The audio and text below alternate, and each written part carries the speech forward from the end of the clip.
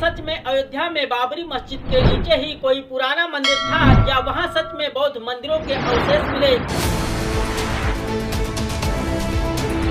क्या बाबर या उसके किसी सेनापति ने सच में अयोध्या मंदिर को तोड़कर मस्जिद बनाई? क्या मंदिर तोड़े जाने के बारे में कोई ऐतिहासिक साक्ष्य उपलब्ध हैं? सदियों पहले भारत की यात्रा करने वाले विदेशी यात्रियों ने अयोध्या और राम मंदिर के बारे में क्या लिखा? अयोध्या से मिले विष्णु हरि लेख की असलियत क्या है, जिसके ऊपर दोनों पक्ष अलग अलग दावे करते हैं? सुप्रीम कोर्ट ने अपने फैसले में आर्कियोलॉजिकल एविडेंस के बारे में क्या कहा? अयोध्या में पुरातात्विक खुदाई की असली सच्चाई जानेंगे आज के इस वीडियो में।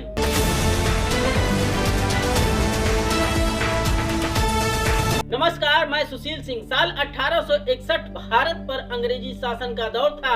रॉयल इंडियन आर्मी में काम करने वाले एक स्कॉटिश मेजर जनरल ने अपने पद से इस्तीफा दे दिया ताकि 2.5 दशक भारत में काम करने के बाद वो अपने मुल्क लौट सके।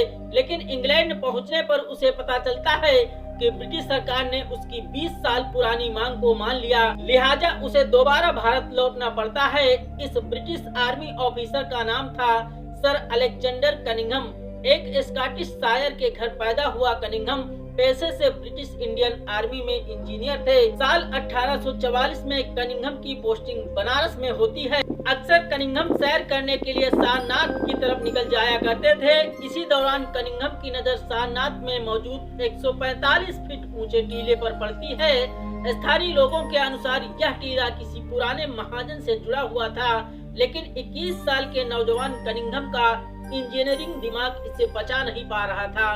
कनिंघम को लगता था कि यह कुछ और चीज है, ये कोई साधारण टीला भर नहीं है, बल्कि इसमें कुछ गूढ़ इतिहास छुपा हुआ है। अपने इस जिज्ञासा की खोज में कनिंघम ने सारनाथ के इस टीले की पड़ताल करनी शुरू कर दी।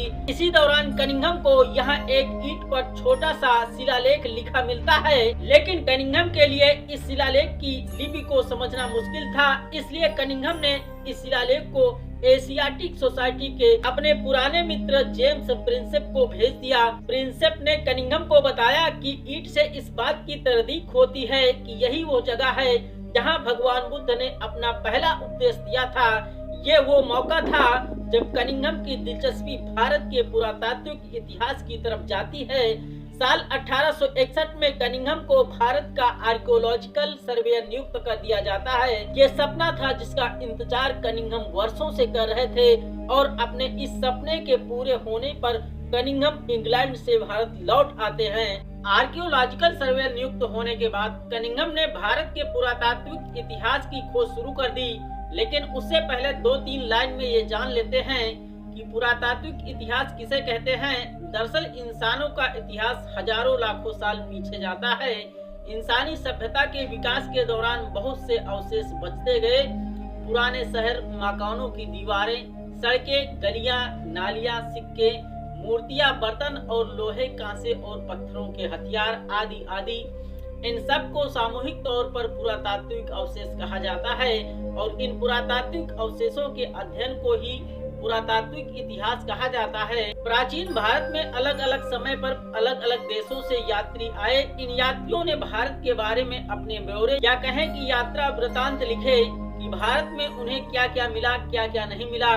भारत के बारे में इन यात्रियों के लिखे लेख आगे चलकर भारत के इतिहास को लिखने के काम आते हैं। ऐसे ही चीन से 4वीं शताब्दी में फाहियान नाम का एक यात्री आता है, और 7वीं शताब्दी में हुएनसांग नाम का यात्री आता है।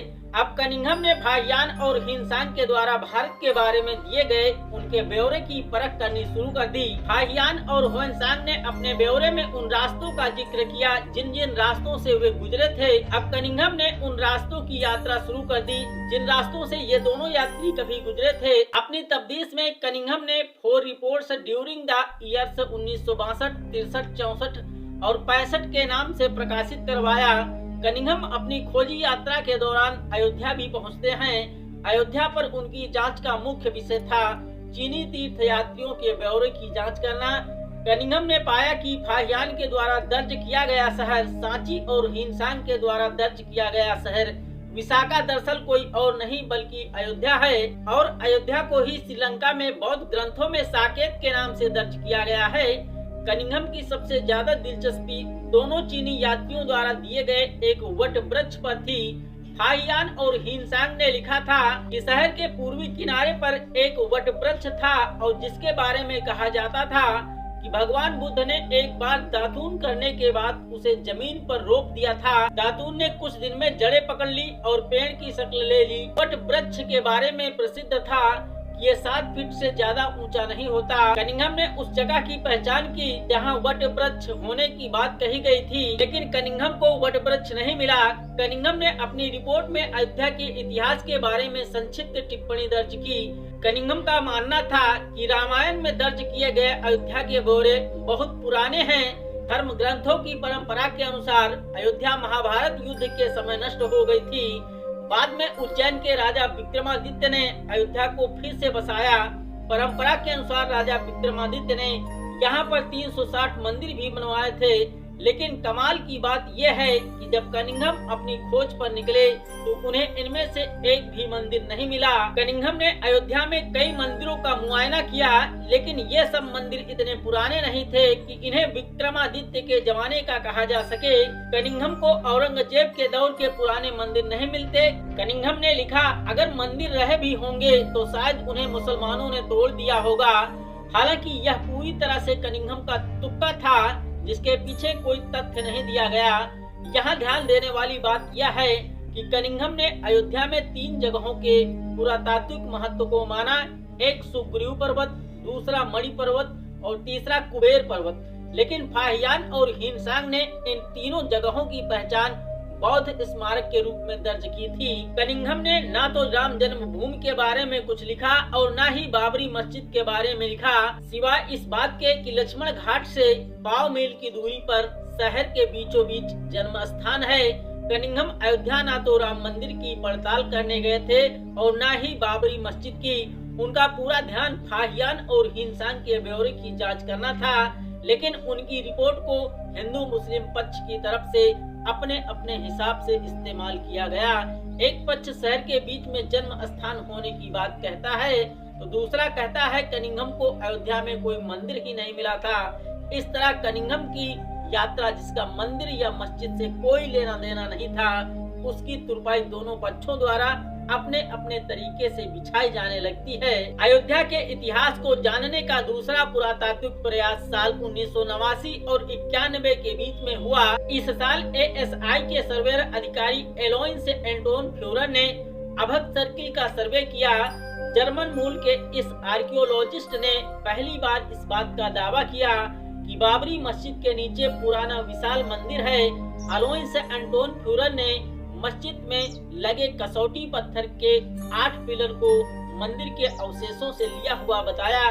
फ्यूरर ने अपनी रिपोर्ट में बताया कि स्थानीय लोगों के मुताबिक मुसलमानों की जीत से पहले अयोध्या में 3 महत्वपूर्ण मंदिर थे: जन्म स्थान, स्वर्गद्वारम और त्रेता के ठाकुर। इनमें से पहले मंदिर यानी जन्म स्थान पर मीर खान ने बाबर के शासन के वक्त मस्जिद कायम की, जो कि अब भी उसके नाम से जानी जाती है। पुराना मंदिर काफी अच्छा रहा होगा। उसके कुछ खम्भों को मुसलमानों ने मस्जिद बनाने के लिए काम में ले लिया होगा।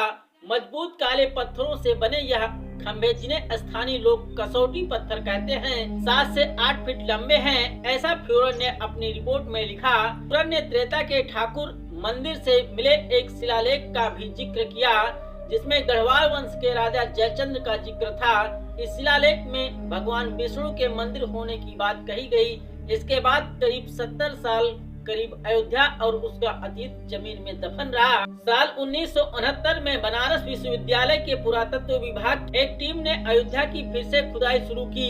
इस खुदाई का मुख्य लक्ष्य यह जानना था कि अयोध्या कितने वक्त से आबाद है।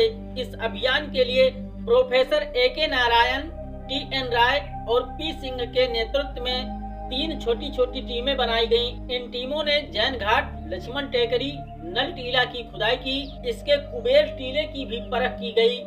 इस टीम ने काले मृदभांड या नवरत्न ब्लैक पॉलिश्ड वियर खोज निकालने में सफल रहे। इससे साबित हुआ कि अयोध्या में इंसानी आबादी ईसा से 1000 साल पहले से ही मौजूद थी। टीम ने पाया कि अयोध्या में इंसानी सभ्यता के 3 सोपान हैं। इनमें सभ्यता के पहले चरण के बाद यह कस्बा वीरान हो गया। बाद के 2 चरणों में हुई बसावट आज तक जारी है। अयोध्या में राम मंदिर और बाबरी मस्जिद की पुरातात्विक सच्चाई जानने की गरज से ये पहला प्रयास 1975 में हुआ। इस प्रयास के पीछे थे प्रोफेसर बीबी लाल। प्रोफेसर बीबी लाल 1972 में ASI के महानिदेशक हुआ करते थे। इस पद से इस्तीफा देने के बाद उन्होंने ग्वालियर की जीवाजी यूनिवर्सिटी में पढ़ाना शुरू कर दिया। इस दौरान प्रोफेसर लाल ने एक प्रोजेक्ट पर काम करना शुरू कर दिया। इसका नाम था archaeology of the Ramayana site. 1975 में तत्कालीन केंद्र सरकार में संस्कृति मामलों के राज्य मंत्री एस नूरुल हसन ने अयोध्या में प्रोफेसर लाल के प्रोजेक्ट का फीता काटा। इसके बाद कुछ समय के बाद प्रोफेसर लाल ने शिमला के इंस्टीट्यूट ऑफ एडवांस स्टडी को ज्वाइन कर लिया। साल 1977 में इंस्टीट्यूट ऑफ एडवांस स्टडी और ASI के सामूहिक फंडिंग से यह प्रोजेक्ट फिर से शुरू होता है। प्रोफेसर बीबी लाल ने अयोध्या के अलावा रामायण से जुड़े स्थानों जैसे भरद्वाज आश्रम, श्रृंगेरपुरम, नंदीग्राम, चित्रकूट की भी खुदाई की। अयोध्या में प्रोफेसर लाल की टीम ने हनुमानगढ़ी के पश्चिम में बड़ी खाली जमीन और सीता रसोई के पास खुदाई की। इस पुरातत्व अन्वेषण अभियान के बारे में इंडियन आर्कियोलॉजिकल रिव्यू 1976, 77 और 1989 और 80 के अंक में छपी जानकारी के मुताबिक प्रोफेसर लाल को यहाँ मानव सभ्यता के सबसे पुराने अवशेष 6ठी सदी ईस्वी पूर्व से लेकर 6ठी सदी ईस्वी तक के अवशेष मिले। प्रोफेसर लाल ने पाया कि गुप्त काल के बाद यहाँ मानव सभ्यता होने के सबूत नहीं खोजे जा सके। अयोध्या में मानव सभ्यता के अवशेष फिर से 11वीं सदी में जाकर मिलना शुरू होते हैं। इससे यह अंदाजा लगाया जा सकता है कि यह जगह करीब 500 साल तक वीरान रही होगी।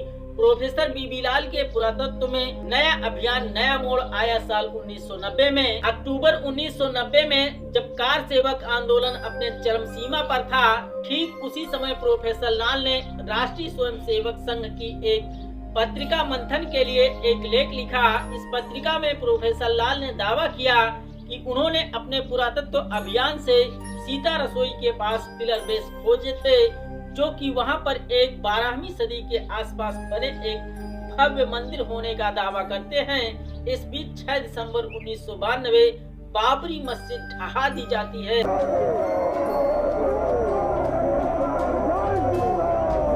बाबरी मस्जिद ढहाए जाने के बाद उसके मलबे से 3 अलग अलग शिलालेख बरामद करने का दावा किया जाता है। इसमें सबसे महत्वपूर्ण था विष्णु हरि शिलालेख। यह शिलालेख दाहिने कोने से टूटा हुआ था। अब तक बाबरी मस्जिद एक्शन कमेटी और सुन्नी वक्फ बोर्ड का दावा था कि बाबरी मस्जिद को वर्जिन लैंड यानी कोरी जमीन पर बनाया गया था, किसी मंदिर पर नहीं बनाया गया था। लेकिन इस शिलालेख ने इस विवाद को जन्म दे दिया कि मस्जिद मंदिर तोड़कर बनाई गई थी। 20 लाइन के इस शिलालेख में लिखा गया था कि गढ़वाल राजा गोविंद चंद्र के सामंत अनय चंद ने उन विष्णु का भव्य मंदिर बनवाया जिन्होंने 10 सिर वाले राक्षस का वध किया था। लेकिन इस शिलालेख को लेकर दोनों तरफ के इतिहासकारों में काफी विवाद रहा। जहाँ एक तरफ हिंदू पक्ष का कहना था कि यह शिलालेख इस बात का अचूक सबूत है कि यहाँ सबसे पहले राम मंदिर मौजूद था, वहीं वामपंथी इतिहासकार इरफान हबीब ने इसे हिंदूवादी संगठनों की साजिश बताया। इरफान हबीब का कहना था कि यह शिलालेख त्रेता के ठाकुर मस्जिद से मिला शिलालेख है। इसका जिक्र जर्मन आर्कियोलॉजिस्ट अलोइंस एंटोन फ्यूरर ने भी किया था। इस शिलालेख को पहले फैजाबाद म्यूजियम में रखा गया था और साल 1953 में लखनऊ स्टेट म्यूजियम में ले जाया गया था।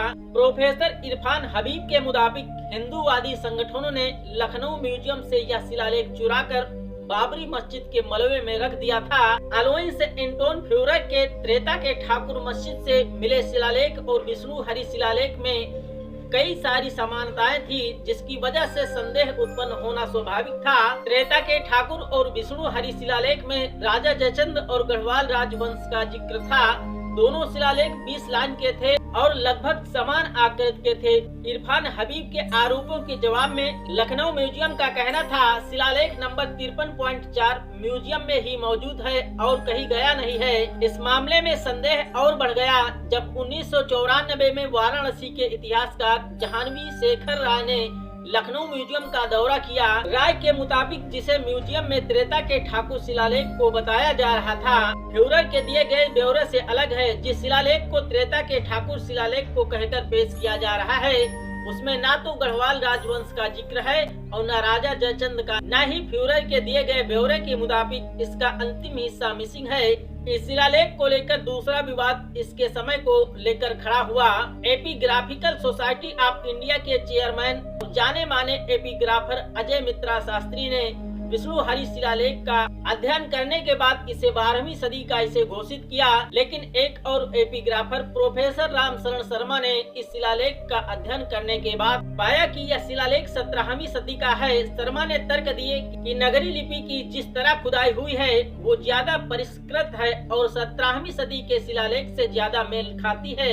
इसके पक्ष में उन्होंने गढ़वाल राजवंश के 1098 के शिलालेख को सबूत के तौर पर पेश किया, जिसमें नगरी लिपि लिखे जाने का तरीका अलग था। इसके अलावा उन्होंने शिलालेख को दिए गए मंदिर शब्द के अर्थ पर भी आपत्ति जताई। शर्मा का कहना था 18वीं शताब्दी के पहले संस्कृत में मंदिर शब्द का इस्तेमाल आम इमारत मतलब घर वगैरह के लिए किया जाता था। शर्मा ने इस बात पर आश्चर्य प्रकट किया कि 17वीं सदी का शिलालेख 16वीं सदी में बनी इमारत में कैसे रखा जा सकता है। शिलालेख पर सारे विवाद तब बेईमानी साबित हो गए जब सुप्रीम कोर्ट ने भी इसे सबूत के तौर पर स्वीकार नहीं किया, क्योंकि यह आर्कियोलॉजी के नियमों के हिसाब से हुई वैज्ञानिक खुदाई से हासिल नहीं हुआ था। इसलिए इसकी ऐतिहासिकता कोर्ट में साबित नहीं की जा सकी। यानी इस शिलालेख को जिसे लेकर दावा किया गया था ये बाबरी मस्जिद विध्वंस के समय प्राप्त हुआ था और राम मंदिर के होने का सबूत है, उस शिलालेख को कोर्ट ने सबूत के तौर पर स्वीकार नहीं किया, क्योंकि सामने वाला पक्ष इसके सही होने के या कहें कि ऐतिहासिकता साबित नहीं कर सका। लेकिन अब तक इस मुद्दे पर इतिहासकारों के दो धड़े खुले आम एक दूसरे के दावे को खारिज करने के लिए खड़े हो गए। देश की राजनीति भी दो धड़ों में बट जाती है। इसके आगे अयोध्या पर जो भी होने जा रहा था उसे राजनीति के चश्मे से ही देखा जाना चाहिए। साल 2002 के 1 अगस्त के रोज इलाहाबाद हाई कोर्ट ने एएसआई को अयोध्या की विवादित जमीन पर खनन करने के आदेश दिए। हालांकि एएसआई ने अपना पुरातत्व अभियान कोर्ट के निर्देश पर शुरू किया, लेकिन यह भी सच है कि कुछ समय केंद्र में बीजेपी के नेतृत्व वाली एनडीए की सरकार थी और राज्य में बीजेपी के समर्थन से मायावती मुख्यमंत्री थी। एएसआई ने अयोध्या की खुदाई करने से पहले रडार से जमीन की जांच करवाने का फैसला लिया। इस काम का जिम्मा दिया गया कनाडा के जियोफिजिसिस्ट क्लाउड राबिलार्ड को। राबिलार्ड ने अपने रडार सर्वे में पाया कि मस्जिद के नीचे कोई पुराना ढांचा है जो कि आधे मीटर से लेकर 5 मीटर तक गहरा है। राबिलार्ड के सर्वे के बाद एएसआई ने अपनी खुदाई शुरू की। इस खुदाई में कुल 131 मजदूरों ने भाग लिया, जिसमें 52 मुस्लिम थे। एएसआई ने 1 साल बाद अगस्त 2003 में 574 पन्नों की रिपोर्ट कोर्ट में पेश की। लेकिन सवाल यह है, आखिर क्या था इस रिपोर्ट में? क्या इस रिपोर्ट में मस्जिद के नीचे मंदिर निकला या कुछ और? इसका जवाब है एएसआई के इस खुदाई में ईसा से 1000 साल पुराने नवरत्न ब्लैक पॉलिश्ड वियर मिले। सम्राट अशोक के समय की मोहरें मिली जिस पर ब्राह्मी लिपि में इबादत लिखी हुई थी। शुंग काल में मिलने वाली मातृ देवी की मूर्तियां मिली। कुषाण काल की इंसानी और जानवरों के टेराकोटा मिले। इसके अलावा गुप्त काल के तांबे के सिक्के मिले और टेराकोटा भी मिले। लेकिन इस खुदाई में सबसे महत्वपूर्ण सवाल था कि मस्जिद के नीचे पुराने मंदिर के अवशेष मिले कि नहीं। असल एएसआई को अपनी खुदाई में उत्तर से दक्षिण की तरफ हुआ 50 मीटर का एक स्ट्रक्चर मिला। एएसआई ने यह साफ नहीं किया कि यह मंदिर था कि नहीं। दिलचस्प बात यह थी कि इस खुदाई में 2 कब्रें भी मिली, जिससे अब यह अंदाजा लगाया गया कि विवादित जगह पर बाबरी मस्जिद से पहले भी कोई मस्जिद मौजूद थी। सुन्नी वक्फ बोर्ड की तरफ से एएसआई की खुदाई पर नजर रख रही 2 आर्कियोलॉजिस्ट सुप्रिया वर्मा, जया मेनन ने आरोप लगाया कि एएसआई ने खुदाई में निष्पक्षता नहीं बरती। एएसआई की पूरी खुदाई इस लिहाज से हुई ताकि मस्जिद के नीचे मंदिर होने के सबूत जुटाए जा सके। इस प्रक्रिया में कई सबूतों को नजरअंदाज किया गया, जैसे खुदाई में मिली मुस्लिम कब्रों की ना तो कार्बन डेटिंग हुई और ना ही कोई मैपिंग हुई। कार्बन डेटिंग से मतलब ये नहीं जांचा गया कि ये कितनी पुरानी है। कब्रों से मिली कंकालों की भी जांच नहीं की गई। एएसआई की पूरी खुदाई का मकसद पिलर बेस को खोजने का था ताकि मंदिर होने के प्रमाण स्थापित किया जा सके। आरोप ये भी लगा कि एएसआई भाजपा के मानव संसाधन मंत्री मुरली मनोहर जोशी के दबाव में काम कर रही है। राम मंदिर पे अपने दिए गए फैसले में सुप्रीम कोर्ट ने इस मामले पर ये कहा कि एएसआई की खुदाई यह साफ नहीं करती कि 12वीं शताब्दी का स्ट्रक्चर मंदिर ही था। यहाँ सबसे महत्वपूर्ण बात यह है, मान भी लिया जाए कि यह स्ट्रक्चर मंदिर था, चाहे राम मंदिर था या कोई और मंदिर था, तब भी मस्जिद का निर्माण तो 1528 में हुआ है। फिर ये कैसे माना जा सकता है इस मंदिर को बाबर के द्वारा ही तोड़ा गया था? बाबर तो 400-500 साल के बाद आता है, मस्जिद का निर्माण तो 500-400 साल के बाद हुआ। फिर ये कैसे कहा जा सकता है कि यहाँ किसी मंदिर को तोड़कर ही बाबरी मस्जिद बनाई गई है? सुप्रीम कोर्ट ने अपने फैसले में यह भी कहा कि 12वीं सदी के इस स्ट्रक्चर और 1528 में जब मस्जिद बनी उसके बीच का जो समय है, उस समय में इस जमीन पर क्या था यह भी एएसआई की रिपोर्ट में साफ नहीं है। इसलिए यह नहीं कहा जा सकता कि मस्जिद पहले मौजूद किसी स्ट्रक्चर या मंदिर को तोड़कर बनाई गई। फिर सवाल यह है, सुप्रीम कोर्ट ने किस आधार पर राम मंदिर के मामले में हिंदू पक्ष के फेवर में फैसला सुनाया? इसका जवाब यह है कि सुप्रीम कोर्ट ने इस मामले में हिंदू पक्षकारों के उस दावे को सही माना कि हिंदू 1857 के बाद इस जगह पर पूजा कर रहे हैं। साथ ही इस बात को भी संज्ञान में लिया कि 23 दिसंबर 1949 के बाद यानी बाबरी मस्जिद में रामलला की मूर्ति रखे जाने के बाद मुस्लिम इस जगह पर नमाज अदा नहीं कर पाए, अतः यह मुसलमानों के राइट टू वर्शिप का हनन है। सुप्रीम कोर्ट ने हिंदू पक्ष द्वारा 1857 के बाद इस विवादित जगह पर लगातार पूजा करने के आधार पर मालिकाना हक हिंदू पक्ष को दिया। साथ ही मुसलमानों के राइट टू वर्शिप के हुए हनन को कंसीडर करते हुए राज्य सरकार और केंद्र सरकार को निर्देश दिए कि वे फैसले के दिन ही सुन्नी वक्फ बोर्ड को 5 एकड़ जमीन नई मस्जिद बनाने के लिए दें। कुल जमा बात यह है कि सुप्रीम कोर्ट ने यह स्पष्ट तौर पर माना कि बाबरी मस्जिद के नीचे मिले 12वीं सदी के स्ट्रक्चर के बारे में तय तौर पर यह नहीं कहा जा सकता कि वो मंदिर था। दूसरी बात, अगर इस स्ट्रक्चर को मंदिर मान भी लिया जाए तब भी इस बात के कोई सबूत नहीं मिलते कि बाबरी मस्जिद मंदिर तोड़कर बनाई गई थी। तीसरी बात, इस मामले को एक भूमि विवाद के तौर पर लिया गया और मालिकाना हक उस पक्ष को दिया गया जो वहां पर लगातार काबिज रहा, न कि इस आधार पर कि उसका असली मालिक कौन है। अयोध्या में राम मंदिर होने का दावा कई जगहों पर किया जाता रहा, कभी हनुमानगढ़ी नाम की जगह पर तो कभी राम चबूतरा पर, कभी बाबरी मस्जिद की बाहर की तरफ। ये 1949 के बाद हुआ जब कहा जाने लगा कि बाबरी मस्जिद के नीचे ही राम मंदिर है। इसके पहले कभी ये दावा नहीं किया जाता था, लेकिन सवाल ये है कि 1949 में ही कुछ लोगों ने यह दावा क्यों किया कि बाबरी मस्जिद की गुम्बद के नीचे ही राम मंदिर है। इसके पीछे कारण है 1949 की वो रात जिस रात कुछ लोगों ने बाबरी मस्जिद परिसर में घुसकर भगवान राम मंदिर की मूर्तियां रखी और अगले दिन यह अफवाह उड़ा दी कि स्वयं रामलला मस्जिद में प्रकट हुए हैं। दोस्तों, इस वीडियो में बस इतना ही, लेकिन आपसे एक छोटी सी रिक्वेस्ट है, अगर अभी तक इस चैनल को सब्सक्राइब नहीं किया तो प्लीज सब्सक्राइब कर लें। वीडियो को लाइक और शेयर करते हुए जरूर जाइएगा। बहुत बहुत धन्यवाद।